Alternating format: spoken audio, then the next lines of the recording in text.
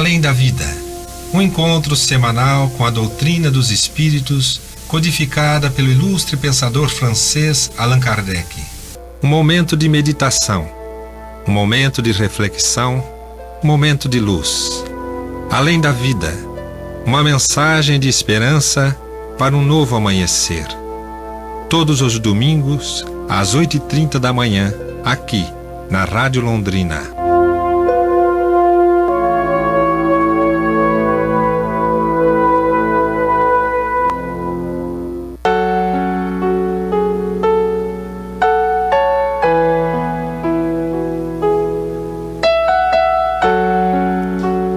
Bom dia, prezado ouvinte da Rádio Londrina, cumprimenta o Silene, é uma alegria estarmos juntos, mais um domingo de chuvinha, mas o calorzinho, né?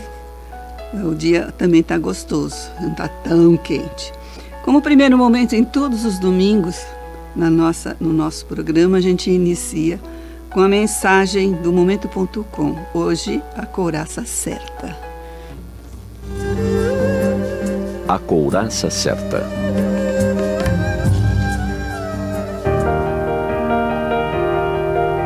Lembro com saudade daquela companheira de estudos e trabalhos no grupo religioso que frequentamos por décadas. Ela se foi há algum tempo, tendo cumprido sua trajetória de vida com dignidade. Era um exemplo ante os percalços que a alcançavam. Simpática, contava com o carinho e a confiança de todos.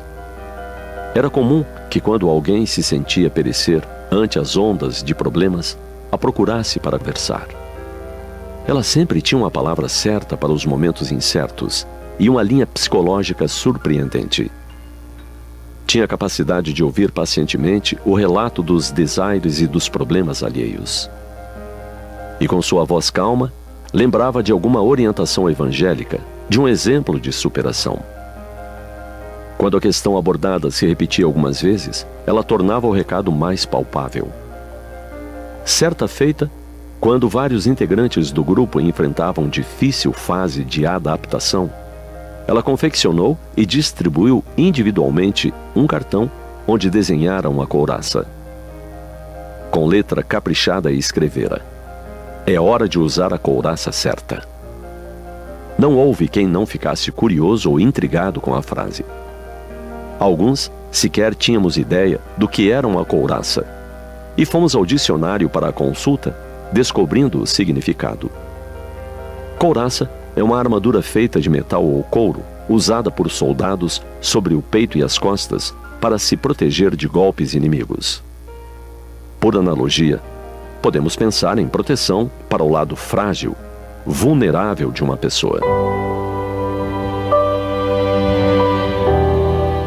E foi em uma epístola do apóstolo Paulo que encontramos o alerta: sejamos sóbrios, vestindo-nos da couraça da fé e da caridade, e tendo por capacete a esperança.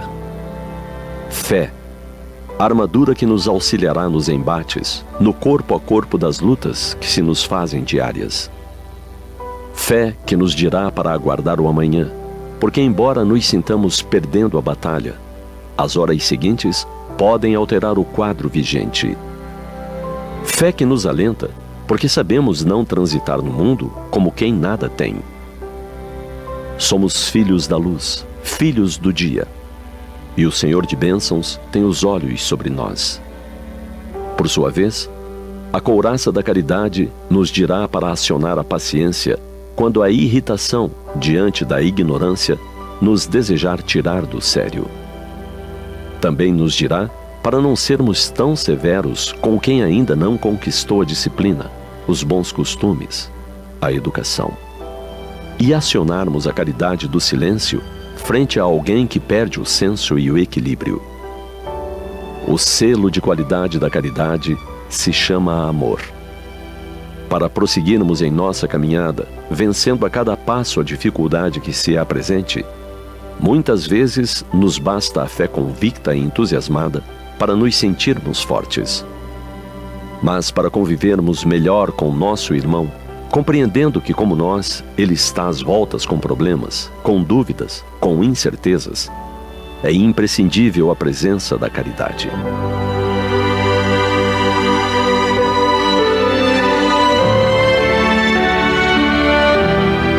nos esqueçamos dessa forma de usar nossa couraça de fé e caridade em tudo e por tudo, dando graças a Deus. Nas 24 horas de um dia, podemos ter nuvens escuras e chuva caindo torrencialmente. Também ventos fortes. Mas vem o sol e enxuga as lágrimas da natureza. Lembremos que o mesmo Deus de paz a tudo abençoa, nós e o mundo.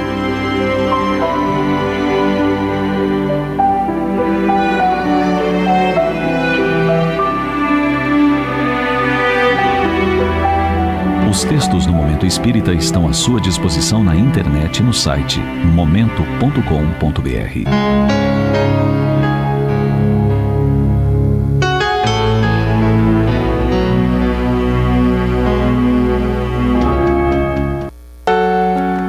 Nós vamos passar o microfone para a nossa querida Jane, para ela cumprimentar os nossos ouvintes. Bom dia a todos, depois dessa chuva torrencial que nos abençoou, né? Como diz a mensagem, as lágrimas da natureza. É uma limpeza da psicosfera, né? Que está pesada. Que Deus nos abençoe mais um dia. Jane, para começar, eu gostaria de estudar aqui um pouquinho, porque, vamos dizer assim, a couraça, no caso aí da couraça certa, e a couraça geralmente ela é, a gente fala a couraça da caridade, né? Mas para chegar à caridade a gente tem que passar por quê? Pela esperança, primeiro pela fé, né? Então eu achei aqui no Consolador, o Consolador é um livrinho na psicografia do Chico, o espírito que responde às perguntas é Emmanuel, e na questão 257 ele pergunta assim: a esperança e a fé devem ser consideradas como uma só virtude? E a resposta vem: a esperança é filha dileta da fé. Ambas estão uma para a outra, como a luz reflexa dos planetas está para a luz central e positiva do Sol. A esperança é como o luar, que se constitui dos bálsamos da crença. A fé é a divina caridade da certeza no nosso coração. Então, para iniciar, a gente precisa primeiro compreender, entender, e aí você vai criando a fé. Fé em Deus, fé na vida futura. Isso tudo a gente vai trabalhando o nosso interior, porque a fé não é uma coisa de uma encarnação que a gente aprende. A gente vê em cada etapa das nossas vidas, principalmente na material, a gente vai nos momentos mais difíceis, você fala, não vou aguentar, você se apega com Deus, passou, você fala, nossa, eu não sabia que eu tinha tanta força, mas você desenvolveu essa força. Porque é nos momentos difíceis que nós somos chamados a raciocínio, chamados a religiosidade, a gente se vê impotente, então a gente precisa de um caminho a seguir. Então, depois que você passa, você fala, nossa, como é que eu consegui? É lógico que a gente sozinho não consegue, mas a gente adquiriu forças porque os espíritos nos ajudam, mas a força é nossa. O raciocínio, a vontade de mudar é nossa. Então, eles nos auxiliam com a força, para a gente ter força, porque o trabalho é nosso. Cada um de nós tem as nossas tarefas na vida. A vida, nas dificuldades, nos chama a exercitar a capacidade de adquirir fé, adquirir força, adquirir coragem para transpor os empecilhos da vida, não é, Jane? Quando a pessoa tem isso e ela tem amor no seu coração, ela já age naturalmente sendo alguém que socorre os outros que estão em sofrimento e dor. Isso é uma coisa natural, né? As pessoas vão aprendendo a amar e com isso elas têm essa necessidade de extrapolar esse amor, né? De vivenciar esse amor.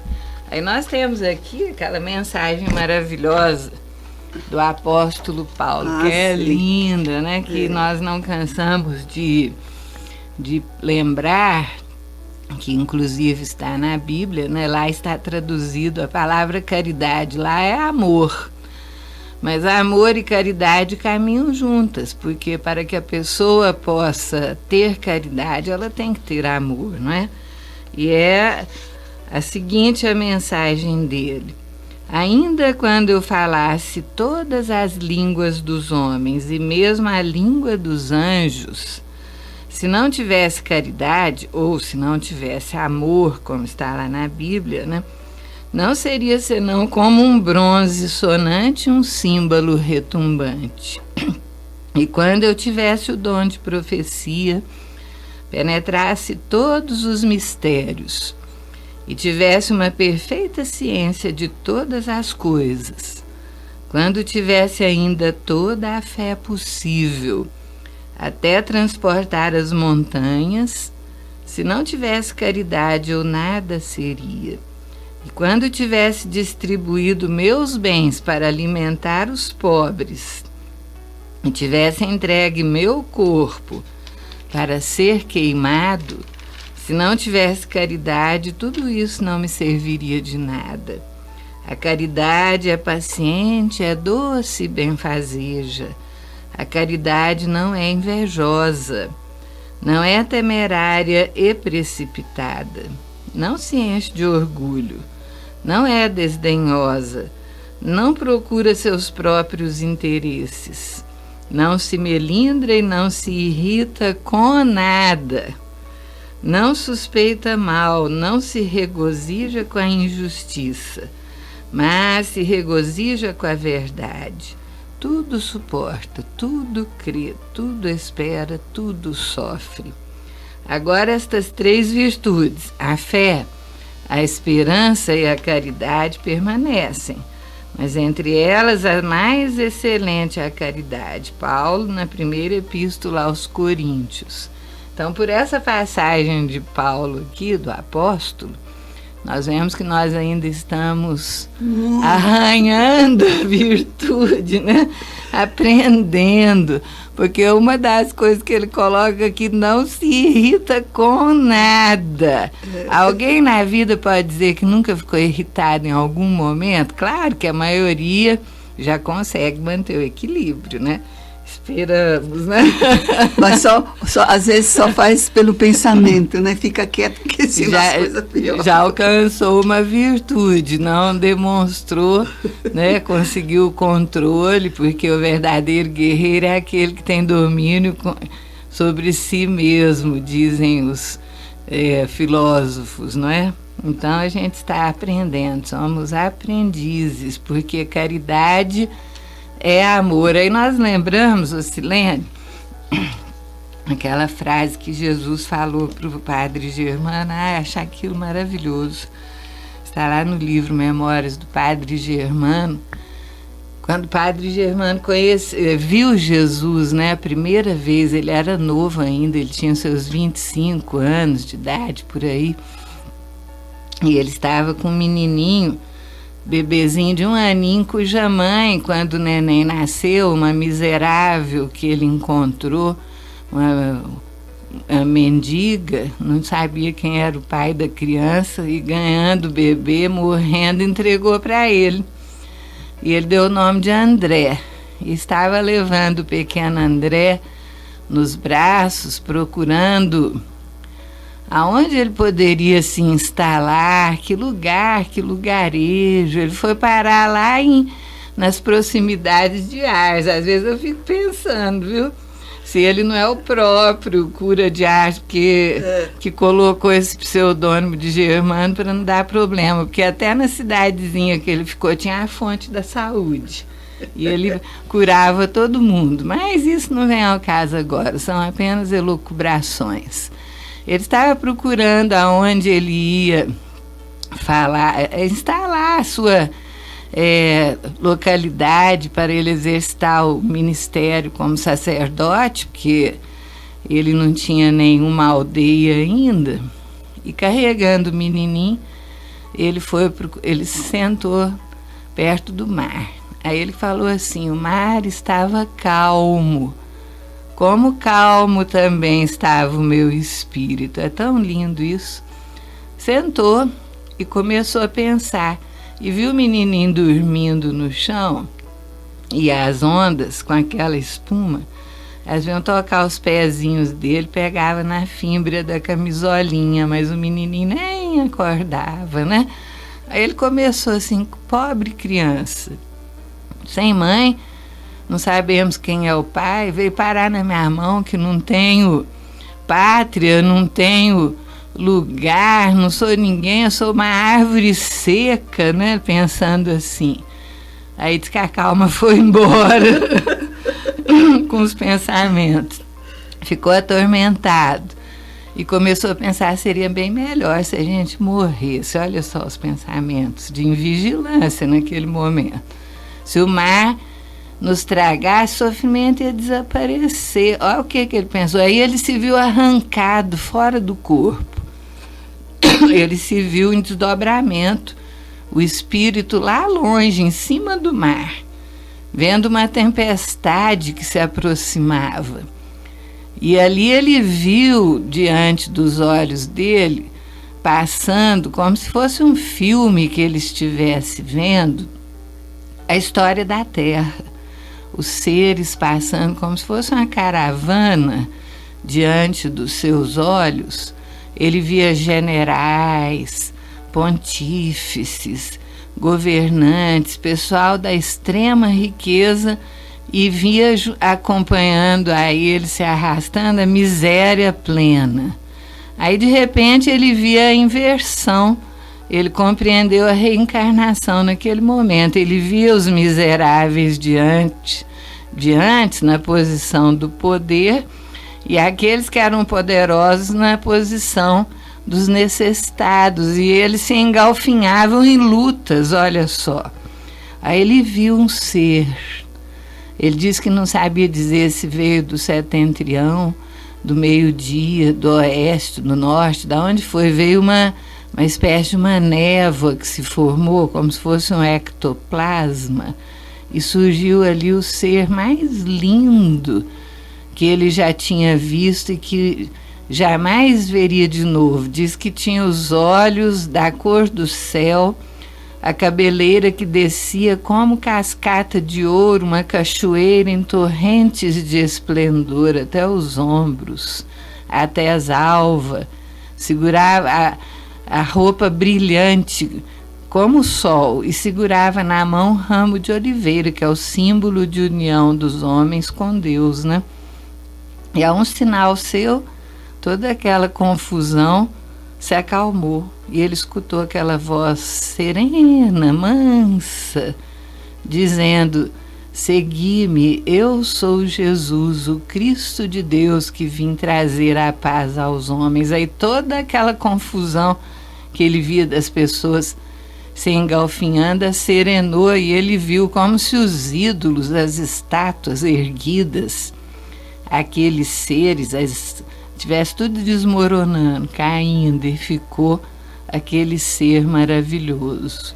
Aí ele falou assim: eu vi Jesus. E Jesus se aproximou dele, tocou-lhe a fronte e falou assim: mas como? A árvore seca? Jesus tinha ouvido os pensamentos dele. Sua jornada mal começou e você já está querendo desistir, né? Aí ele falou uma frase lindíssima, que era nela que a gente queria chegar. Poderíamos ter já citado antes essa frase, mas é tão lindo esse momento que nós decidimos contá-lo. Ele falou assim: ser discípulo da única e verdadeira religião, caridade, que é amor. Ama e serás grande, ama e serás forte, ama e serás justo. E daquele momento em diante O padre Germano dedicou toda a vida dele ao amor e à caridade, seguindo Jesus. Olha que lindo, né? Até a extrema velhice. Mas esse livro é maravilhoso, a gente aprende, o pessoal contava as piores peripécias que tinham feito na vida para ele, e ele ficava não com raiva, ele não queria escutar, né? Mas é um livro maravilhoso mesmo, um livro que a gente deve, por exemplo, eu que já faz muitos anos que não leio, preciso pegar de novo, é que eu estou estudando André Luiz agora. Ele fazia as pessoas que tinham cometido imensos crimes, que eram verdadeiros criminosos, se transformarem para o amor. É verdade, é verdade. Mas sabe, Jane, quando a gente pega Leon Denis, aquele livro que nós estudamos juntos, lembra que era maravilhoso. Gostoso? Então, depois da morte, ele tem um capítulo que ele estuda a fé, a esperança e as consolações. Então, ele falando da fé, ele diz assim: a fé é mãe dos nobres sentimentos e grandes feitos.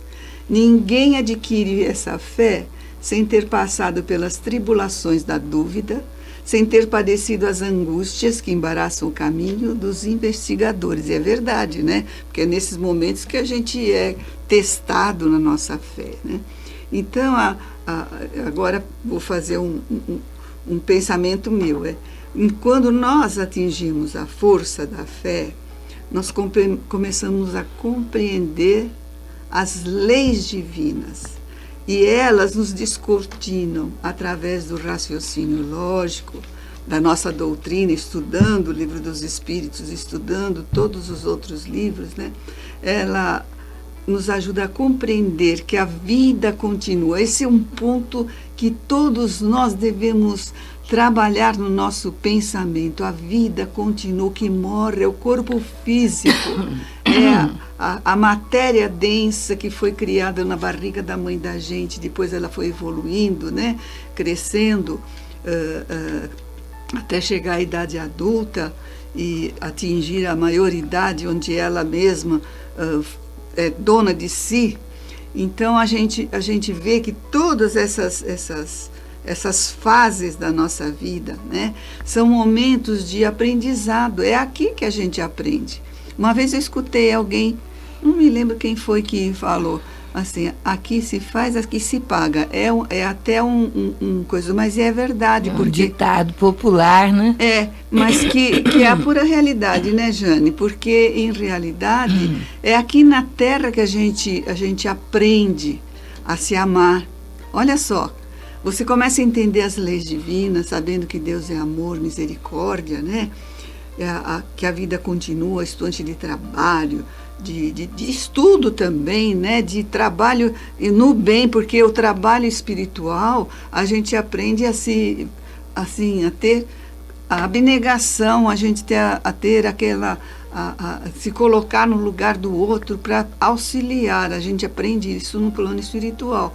Naturalmente, quando a gente volta para outra encarnação, muitas vezes a gente não lembra, aquilo não está muito bem fortalecido em nós. Mas é aí que nós começamos a compreender Deus e que Deus é amor. Agora, veja só como Deus é maravilhoso. Quando você se arrepende e pede perdão a Deus e fala que Deus, né, eu não mereço, muitas vezes fala não mereço, a culpa começa a pegar no nosso pensamento, no nosso coração, nos nossos sentimentos, e a gente vê que a gente tem uma oportunidade de resgatar, de esquecer esses momentos. Então, o que Deus faz? Deus nos dá um aprendizado diferente, quer dizer, uma nova etapa na vida material. Aquela etapa de 50, 60, né, 20 anos, né, mas da nossa necessidade. Então, a gente vem, esquece, muitas vezes a intuição nos mostra que eu não gosto da minha mãe, não sei, ela nunca me fez nada, mas ela me cria, ela me deu de mamar, ela cuidou das minhas noites de sono e tal. E isso tudo vai apagando, é uma borrachinha que vai apagando aquelas animosidades antigas que a gente pode aprender a amar. É por isso que quando nós conhecemos a doutrina espírita, e a gente sabe que nas nossas, aquele lá que eu não me fez nada, mas um gol com a cara dele, é esse que a gente tem que trabalhar o sentimento. Por quê? Porque tivemos algum deslize passado e Deus está dando as oportunidades de estarmos juntos para resgatarmos, para superarmos as nossas dificuldades. Então, se a gente analisar a nossa vida, a nossa família, os nossos amigos, os amigos de trabalho, nós vamos conhecer quais são as pessoas que eu tenho que trabalhar o meu pensamento e o sentimento, porque na vida a gente deve fazer amizades. As amizades é o melhor bem do mundo. Quando a gente ajuda alguém aqui na vida material, que você angariou o anjo da guarda dele, agradecido, porque normalmente são eles que nos fazem nos conhecermos, né? Ele agradece, você arrumou um amigo no plano espiritual. Então, que a gente possa pensar nisso, trabalhar, sempre fazer o bem, sempre procurar fazer o bem, mesmo com aqueles que nos fizeram as coisas não muito, né, agradáveis, mas a gente tem que trabalhar o nosso sentimento, não ter ódio, nem rancor, nem desejo de vingança de ninguém, para que a gente possa realmente ser considerado filho de Deus. Nós chegamos num ponto de evolução planetária em que o sentimento amor já é uma centelha que brilha dentro de nós, e as pessoas se tornam mais amorosas, exercitando mais a caridade. Aqueles que entenderam o chamamento do Cristo para o serviço ao semelhante, eles já se dispõem a servir verdadeiramente, amparando aqueles que estão em situação pior. Nós temos aqui conosco, do livro Palavras de Vida Eterna, psicografado pelo Chico Xavier de Emmanuel, uma mensagem que chama-se Mãos em Serviço. E começa assim: e Jesus, estendendo as mãos, tocou, dizendo: quero ser limpo. De Mateus capítulo 8, versículo 3. Aí Emmanuel coloca: mãos estendidas. Quando estiveres meditando e orando, recorda que todas as grandes ideias se derramaram através dos braços para concretizarem as boas obras. Cidades que honram a civilização, indústrias que sustentam o povo, casa que alberga a família, gleba que produz, são garantidas pelo esforço das mãos. Médicos despendem largo tempo em estudo para a conquista do título que lhes confere o direito de orientar o doente. No entanto, vivem estendendo as mãos no amparo aos enfermos. Educadores mergulham vários lustros na corrente das letras, adquirindo a ciência de manejá-las.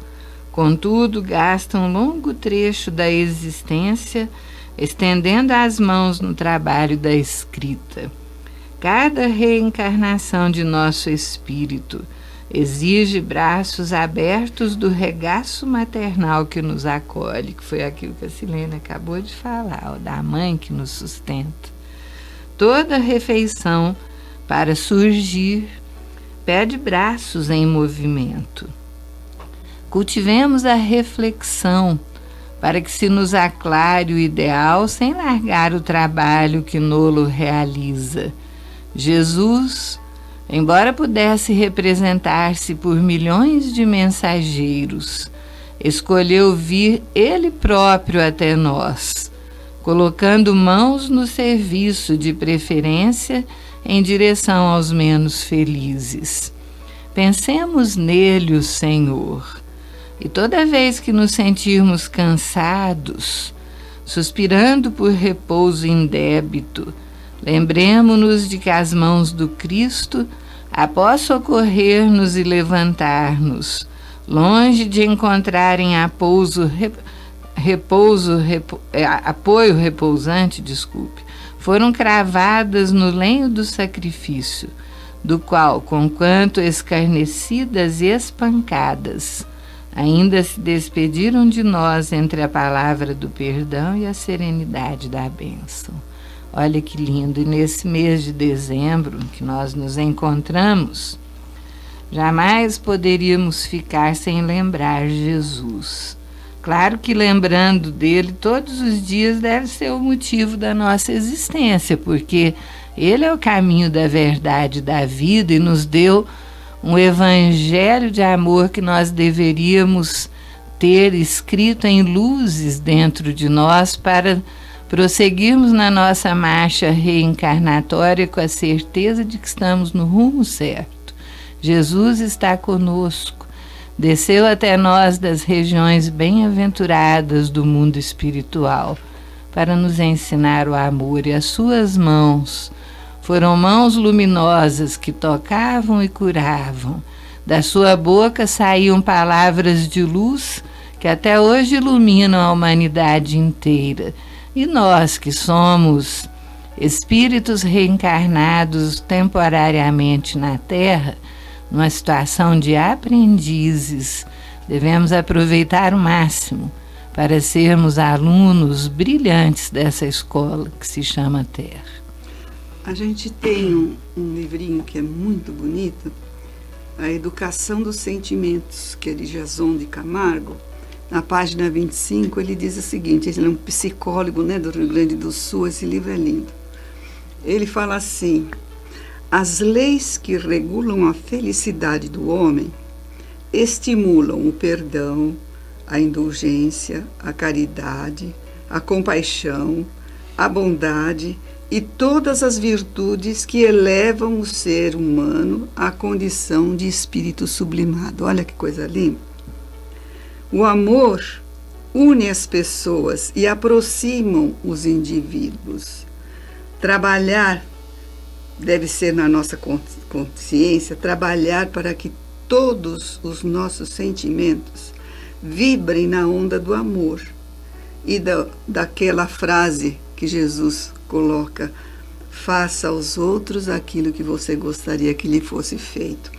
Então, quando a gente tem consciência, olha só como ele fala, que as leis que regulam a felicidade da pessoa, quando a gente faz alguma coisa boa para alguém, não importa, né, a resposta desse alguém, é o nosso coração, que parece que fica calmo, tranquilo e recebe uma vibração assim de bem-estar das forças do amor.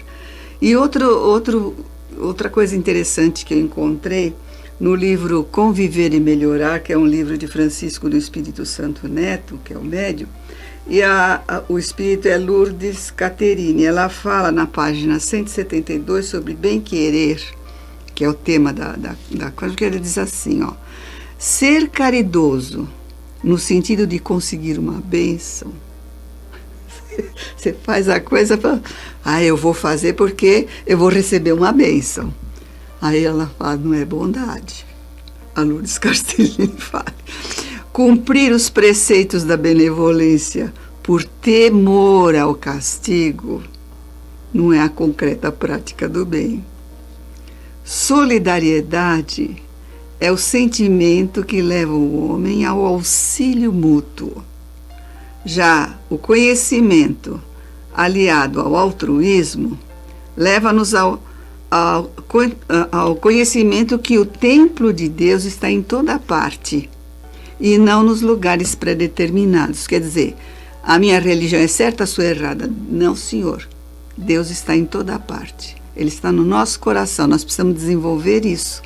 Todos estamos certos naquela vibração que nós estamos e que nós possamos compreender. Somos todos irmãos estudando Jesus. Então, não temos que dizer que nós estamos com a razão e o outro não está. Todos estamos com Jesus, então todos estamos certos, na medida do possível, daquilo que a minha consciência, o meu raciocínio atinge. Estou certo, tá? Então, é o conhecimento, né? a gente vai entender que Deus está em toda parte. Por quê? Porque Ele deve estar dentro do nosso coração. Quando a gente vai fazer uma prece e eleva o pensamento a Deus, Ele tem que vibrar dentro de nós. A gente conversa com Ele aqui dentro de nós, né? Então, vamos ver assim, as pessoas percebem a presença divina aonde? Nas pétalas de uma rosa, na sombra majestosa de uma árvore, no silêncio de uma prece, no borbulhar das fontes de água cristalina, na transcendência de um amanhecer, enfim, nas obras da criação. Eu começo assim o meu dia, quando eu acordo, que está clareando 5 e pouco, eu começo a escutar, que eu tenho uma árvore grande na porta do meu prédio, e eu começo a escutar o bem-te-vi, começo a escutar longe um outro passarinho, talvez uma outra pombinha respondendo. Então, eu agradeço a Deus porque eu tenho ouvidos para ouvir, mas já escutei, caramba, esses passarinhos não me deixam dormir. E eu agradeço a Deus porque eu tenho ouvidos para ouvir, né? Então, isso nos traz Deus. Se a gente começar a prestar atenção na natureza à nossa volta, tudo vai conclamar que a gente ame, que a gente possa modificar o nosso pensamento e que a gente possa trabalhar no bem comum. Nós temos aqui uma historinha daquele livro Ave Luz, psicografado pelo João Nunes Maia, que o título é Caridade. E trata-se do momento que aconteceu com o nosso Judas Iscariotes, que hoje nem precisa reencarnar na Terra mais, e nós estamos aqui, né? Já é um espírito luminoso. Ele, na condição em que se encontrava, ele estava com tanta vontade de fazer o bem para todo mundo que ele não perdia tempo. Já fazia semanas, visitava enfermos, tentando resolver os problemas alheios, doando vestes para os desprevenidos, consolando corações tristes. Ele estava até com a feição tão boa por causa disso que os próprios companheiros falavam entre si sobre a mudança dele. A sua feição, o seu rosto, né, mudou de um dia para o outro, dando até uma gota de alegria aos outros discípulos pelo modo como ele se encontrava, né? Então ele estava feliz. E um dia ele foi até a região de Betânia e era uma festividade. E ele, com aquela vontade de servir, amparar todo mundo, ficou hospedado numa pensãozinha lá. E no meio dessa festividade, um leproso, que na época era assim, retirado até do livro dos vivos, os leprosos, que não tinha tratamento, não tinha cura, o povo morria de medo daquilo. Hoje não, graças a Deus, é hanseníase, tem tratamento, cada vez tem menos gente com isso, porque é uma doença kármica, está desaparecendo à medida que o ser humano vai progredindo, vai sumindo a necessidade. Mas um leproso chamado Ergon, ele ficou assim meio aflito, desesperado com a confusão, porque tanta gente na cidade no meio daquela festividade, e os soldados da ordem atrás de tudo que era leproso para tirar da cidade. Ele ficou apavorado, soube que o Judas ajudava todo mundo, foi parar lá naquela pensão e bateu na porta do Judas, pedindo socorro, né? O Judas abriu a porta e viu aquele homem leproso com aquele mau cheiro. Ele morria de medo dessa doença. Então ele pediu desculpa, fechou a porta, que não podia fazer nada, fechou a porta e foi deitar. Deitou, dormiu, e parecia que o desejo do bem tinha secado nele, desapareceu do coração dele. Aquela serenidade que começava a estar nele, no íntimo, pela caridade, também sumiu. Aí os vigilantes da ordem pegaram o pobre do homem doente e levaram lá para as periferias da cidade, para as encostas ermas das montanhas, E o Judas lá quentinho, deitado na cama, né? Acordou morto de dor de consciência. Eu acho que seria o que aconteceria com todos nós. Amanheceu mal-humorado, né? Aquele desejo, entusiasmo pela caridade se esfriou. Ele queria ser útil, mas tinha que escolher a sua maneira. Ele pensou, dormir com um leproso num quarto era demais. Além de correr risco de ser descoberto pela polícia, acusado de cumplicidade. Não queria nada com a lei, sabia da violência desses homens. Mas aí ficou arrependido. Vinha na sua mente a vontade de ir atrás daquele homem, mas aonde, né? Para procurar, pedir desculpas, ajudar. Como que poderia, né? Por que a sua consciência, ele pensou, não acusava ele antes que o doente chegasse na estalagem? Ele queria que a consciência tivesse doído antes da falta ser cometida, né? Se assim fosse, ele teria deixado o doente entrar. Sentiu uma inexplicável dor no coração. Mas e agora? Como reparar o erro? Ele ficou com vontade de chorar, né? Então, só ele podia naquela noite salvar o leproso. Mas ele não conseguiu. Passou a oportunidade, né? Aí, reunido com Jesus e os seus companheiros, né? Ele levantou-se e dirigiu-se a Jesus, né? Falou, mestre, todas as decisões que eu tomo para me libertar da opressão íntima falham nas primeiras experiências. Eu me sinto fracassado. Será que isso só acontece comigo? Será que somente eu estou preso por laços cujas pontas não consigo desatar? Eu te peço, Senhor, me dê orientação de como me erguer nos caminhos difíceis da caridade. Jesus, imensamente compadecido dele, né? Falou assim, Judas, eu compreendo, meu filho, as tuas lutas que se processam mais na intimidade da alma, mas que se manifestam também externamente, por mais que queiramos esconder. É força que se esvai espontaneamente. Tu estás em um estado depressivo que não condiz com a caridade, porque ao entrares em contato com teus semelhantes, eles já herdam de ti tuas vibrações negativas. Entre mentes temos meios de lutar e continuar a lutar, buscando a felicidade.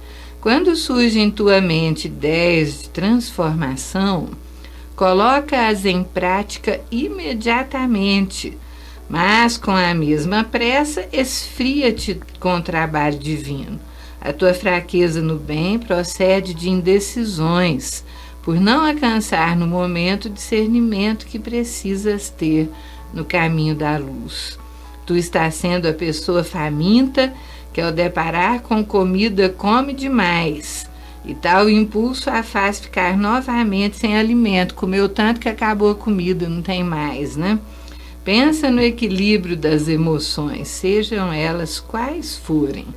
Quando fores fazer uma grande caminhada, somente pode ir passo a passo. Quando fores conhecer um texto sagrado, analisas palavra por palavra, assunto por assunto. Quando fores escutar alguém sobre qualquer tema, registras nos aparelhos auditivos som por som. Quando fores te alimentar, só pode fazê-lo bocado a bocado. Como queres fazer a caridade? Vou resumir o máximo aqui. Beneficiar os outros de uma maneira que não suportas. Todo exagero é caminho para a desistência. E quase sempre, na hora em que devias fazer a verdadeira beneficência, tu foges com medo das consequências. O amor não pode ter medo.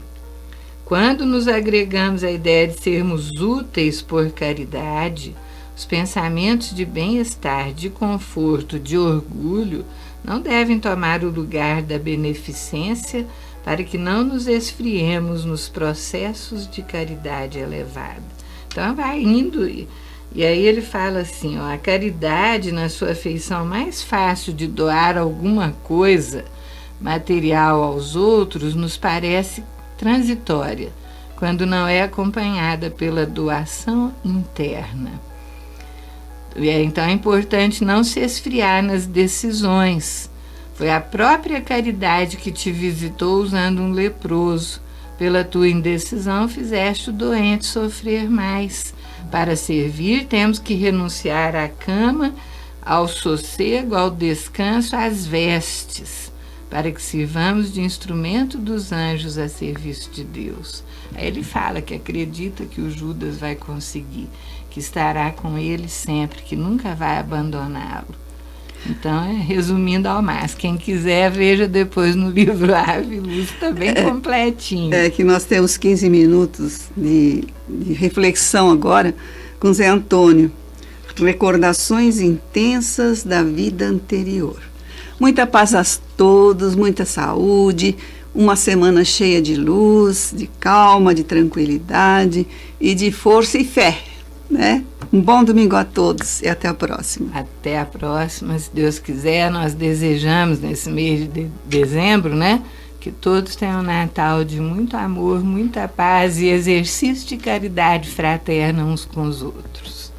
Bom, amigos, na reflexão de hoje nós vamos apresentar, no caso, de uma pesquisa feita no Brasil na década de 70 pelo eminente pesquisador Hernando Guimarães Andrade, um grande espírita brasileiro.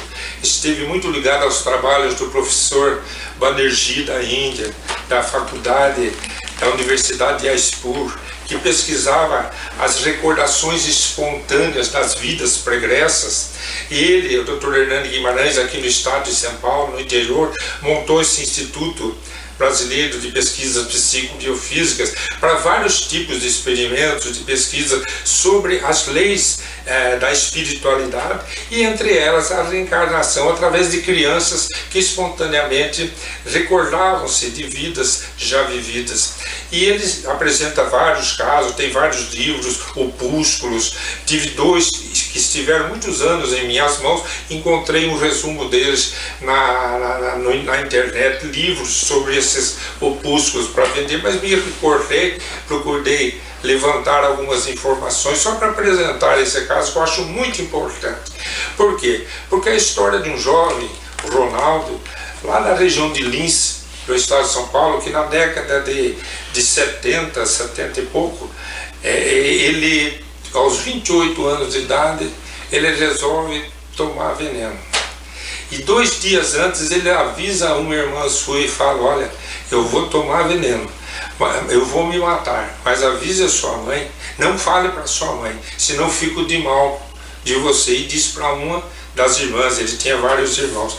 E 2 dias depois ele toma um veneno líquido que tomou uma cor avermelhada, misturou um pouco, acho, de algum refrigerante e acabou. Quando se percebeu nas dores incríveis de quem ingere uma substância corrosiva, querendo voltar, não teve mais condições. Infelizmente, ele partiu naquela data causando uma dor muito grande para a sua família. Os anos se passaram. A irmã, que era a mais velha deles, que era a parte dos irmãozinhos menor, a Marta, poucos anos depois ela está casada e ela recebe como filha uma menina chamada Jacira, 5 anos depois. E desde cedo Jacira começa a mostrar peculiaridades na sua conduta que remetiam à personalidade do Ronaldo. E em 1973, 74, quando foi feita a pesquisa, ela nasceu em 56, a Jacira. O Ronaldo desencarnou em 51 pelo suicídio. Em 1956 nasce Jacira. Com 1 aninho e meio de idade, ela já começa espontaneamente com recordações que não poderia a Jacira saber. Porque quando eles viviam a infância deles, eles viviam na fazenda do avô em São Bernardo do Campo, que não existia, já tinha sido vendida quando nasceu Jacira. E a Jacira, com 1 ano e meio, fazia referências a fatos pitorescos vividos lá, que ela teria vivido como Ronaldo. Então ela questionava a irmã.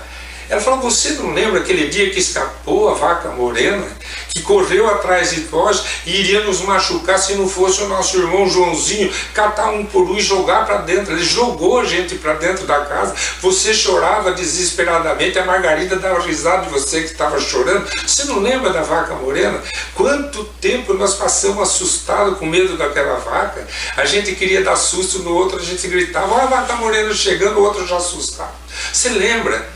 E ela, a sua mãe, Marta, que era a sua irmã naquela época, falava, como é que você lembra disso? Você não estava lá. Eu estava lá, mãe. Aliás, eu não entendo, um ano e meio. Eu não entendo por que você insiste em querer ser minha mãe. Você quer mandar em mim? E por que eu não chamo mais o Ronaldo? Por que eu tenho que chamar a Jacira? Por que vocês não chamaram eu de Ronaldo de novo? Já que eu sou... Ela lembrava com muita clareza os detalhes. De vez em quando, com 2 anos de idade, Jacira se apresentando para a mãe e falava assim, mãe, eu tenho 2 mães, né? Porque a minha avó é minha mãe, que era a Dona Odila. A Dona Odila era a mãe do Ronaldo e mãe da Marta. Falei, minha avó é minha mãe, e você agora é minha mãe, então eu tenho 2 mães. Sabe? Por que eu nasci mulher, mãe? Por que eu não sou homem? Então ela questionava, ela fazia questões de uma personalidade do Ronaldo, como se fosse ali a personalidade, questionando várias coisas. Quando ela estava chegando próximo dos 4 anos, ela entrou no quarto num pranto convulsivo e ninguém conseguia entender o que estava acontecendo. Com muita calma, a mãe conseguiu ajudá-la, tirar daquele momento diferente e perguntou, o que está acontecendo, filha? Mãe, eu estou lembrando tudo que eu fiz. Eu não devia ter feito aquilo. Aquilo o que, filha? Tomando aquele veneno, mãe. Eu não podia ter feito aquilo. Acho que por isso que eu nasci mulher. Eu acho que o homem é fraco para essas coisas. Olha o raciocínio de uma menininha de 4 anos em choro convulso, porque tinha se recordado de ter tomado veneno. Então Marta lembrou que desde pequenininha, quando eles faziam groselha para servir, ela entrava em desespero, porque ela lembrava da cor do veneno, provavelmente, e dizia, vocês estão querendo me matar de novo? Eu não quero morrer mais, eu quero continuar aqui, eu não quero mais me matar. Então sempre ela reagiu com essa personalidade. Uma vez ela começou naquela fase dos 2 anos e pouquinho, que a memória pregressa vem muito intensa, o espírito está na fase da encarnação. Ela se recordou de um dia que em volta de um açude, o Joãozinho, o irmão deles, aquele que salvou eles da vaca, o Joãozinho caiu dentro do açude e o Joãozinho, ele se encharcou tanto que a Margarida, a outra irmã, que era mais velha ainda, ela ria de não aguentar. E ele começou a comentar. Se lembra quando a Margarida sentou para dar risada do Joãozinho cair no açude? E a Margarida morreu no ano que ele nasceu, ele nem conheceu a Margarida. A irmã dele, quando ele nasceu como Jacira, ele não encontrou com ela nessa existência. No entanto, ele descrevia como se fosse alguém com quem tivesse convivido. E aí ele lembra da beira de um rio que eles passavam com muita frequência na fazenda, em que a Marta, que hoje é a mãe dele, tinha muito medo que ele caísse. Saia de perto da margem, você cai, você vai morrer. E aí ele dizia assim, sabe, mãe, antes eu tivesse morrido ali, caído no rio, pelo menos eu não teria me matado. Olha o raciocínio da criança. Então, dentro dessas pesquisas, o que nós vamos encontrar? Não vamos discutir aqui a crença na reencarnação, vamos olhar para a possibilidade dela. Ronaldo voltou. As leis de Deus permitem a reencarnação. Jesus falava nisso, falava de Elias que voltaria, voltou como João Batista e que voltaria para retificar tudo, talvez como codificador. Mas a reencarnação, a lei natural criada por Deus, criada pelo amor de nosso Pai, para nos ajudar. Então, para aquelas religiões que antigamente, não sei se hoje ainda pensam assim, diziam que o espírito do suicídio estaria condenado eternamente aos infernos, o amor divino rolava. Para onde vai o amor de um pai numa conferência feita há muitos anos pelo médium e orador espírita baiano Divaldo Pereira Franco, quando ele narra a história do reverendo Pike, que perde um filho no suicídio, ele da igreja ortodoxa, num possível suicídio, não estava confirmado, e não foi suicídio na verdade, tinha sido uma ingestão de uma medicação por engano. Ele acabou deixando o corpo físico, e o pai, um reverendo da igreja ortodoxa, um pregador que amava a Deus sobre todas as coisas, procurava amar ao próximo a si mesmo. O filho morava em outra região da Inglaterra, chega a notícia que o filho havia se suicidado. Ele para de pregar, porque dentro das crenças dele, Deus iria condenar o filho dele para o sofrimento eterno. E se ele, que era o pai, não condenaria, perdoaria o filho, por que Deus, que é muito maior que ele, não haveria de perdoar? Então, nessa história, que tem livros sobre o reverendo Pike, provavelmente escrito pelo próprio reverendo, essa história em que ele é conduzido até um médium lá na Inglaterra, depois de procurar todos os recursos para voltar-se para Deus, parou de fazer suas pregações na igreja, não se sentia mais o direito de falar de Deus, porque não conseguia mais coadunar a ideia de um Deus amor com um Deus que castiga um filho para a eternidade, sendo que ele amava o filho e seria capaz de perdoá-lo, mesmo que fosse um suicida. Ele é levado até a um médium famoso da Inglaterra. Diante desse médium, que ele se supunha ser alguém que fraudava, que só queria ganhar dinheiro, a primeira surpresa é que não foi cobrado nada. E ele senta diante de um médium muito elegantemente vestido, que olha para ele com muita circunspecção, né, vendo que ele trazia uma dor muito intensa, pungente. Ele olha para aquele reverendo com todo o cuidado possível e cita o nome de um amigo do reverendo da época de estudo de teologia. Você se lembra de tal pessoa? O reverendo leva um susto. Como que aquele médium poderia saber da sua época, da juventude, quando fazia teologia, ainda mais do seu amigo mais próximo, que já havia morrido? E estava ali do lado dele, para trazer recado de seu filho, para falar que seu filho estava vivo, que Deus era amor, que Deus estava cuidando, através de suas leis de amor, do seu filho, e que seu filho não havia se matado. Fora um erro, naquela dormência de quem tinha se esquecido de tomar o remédio, que de madrugada acorda e vai e toma o remédio errado, na dose errada, e acaba deixando o corpo físico contra a própria vontade. Então aqui está, ao meu lado, o seu filho. E aí o filho transmite uma mensagem para o pai. Veja que interessante. O médium não conhecia o reverendo, mas poderia ter sido avisado, poderia ter pesquisado, poderia ter descoberto a história do filho, criado aquilo. Mas ele vai apresentar para o reverendo Pike a presença de um amigo, vai revelar a ele a presença de um amigo da época da teologia. Essa foi a grande surpresa. Esse foi o grande reencontro com Deus, através de um médium da Inglaterra, que não tinha nada a ver com o espiritismo, era um médium que via os espíritos e ouvia seus recados e transmitia para as pessoas e não cobrava. E dali sai o reverendo Pike, tão cheio de alegria de saber que o filho estava vivo, não estava sofrendo, e que ele sofria mais que o filho. Ele volta para o seu púlpito e volta à sua igreja para falar que Deus é amor.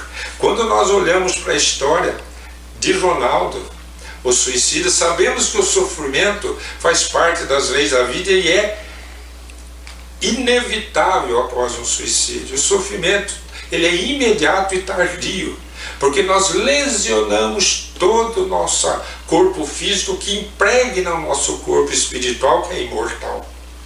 Nós entramos na espiritualidade em profundo sofrimento. Primeiro sentimento, dizem os espíritos para Allan Kardec, do suicídio é o arrependimento. O segundo é o não poder voltar. Quer dizer, a gente se arrepende e quer voltar atrás e não consegue. Começa já o sofrimento ali. A dor da sensação de estar se matando, que pode durar dias, meses ou muito mais, anos. Aquela sensação de que não acaba o suicídio. Depois, as leis de Deus recolhem o filho pródigo. que no seu livre-arbítrio cometeu a imprudência de fugir da proposta divina para a sua libertação, para o seu crescimento espiritual. Devolve-o à vida. Ele vem com o corpo espiritual lesionado, que lesiona aquele corpo novo. Então o sofrimento é inevitável, mas a oportunidade continua. E ali estava Jacira, à volta de Ronaldo, para nos dizer: Deus é amor. Está nos dando a continuidade, a eternidade, a imortalidade, para que nos reconciliemos com as leis de Deus. Então nós que estamos aqui na vida física, a cada dia estamos recebendo das leis divinas mais uma oportunidade de redenção, de evolução, de transformação. Se hoje é um dia de prova, se hoje vai ser um dia difícil, nunca deixemos de sentir a presença de Deus em nossas vidas e peçamos a Ele que nos dê aquilo que precisamos nas horas das nossas provas, nas horas das nossas expiações. Coragem, fé e a certeza de que tudo isso vai passar. Deus nos abençoe. Além da vida, um encontro semanal com a doutrina dos espíritos, codificada pelo ilustre pensador francês Allan Kardec. Um momento de meditação, um momento de reflexão, um momento de luz. Além da vida, uma mensagem de esperança para um novo amanhecer. Todos os domingos, às 8h30 da manhã, aqui, na Rádio Londrina.